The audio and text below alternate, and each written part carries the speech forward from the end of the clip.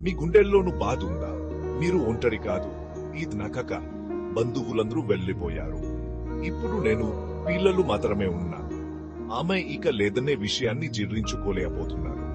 ఆమె ప్రతి బంగారం పిలుపు ఇక వినబడదు. ఆమె మమ్మల్ని ఎంతో ప్రేమించింది. తన తల్లిదండ్రుల దగ్గరకు వెళ్లడిన సాయంత్రానికి తిరిగొచ్చేది. ఆమె వెళ్లడం నాకు ఎప్పుడూ ఇష్టం ఉండేది కాదు. ఇంటి పనులు మాత్రమే కాదు, ఆమె నా ప్రపంచం.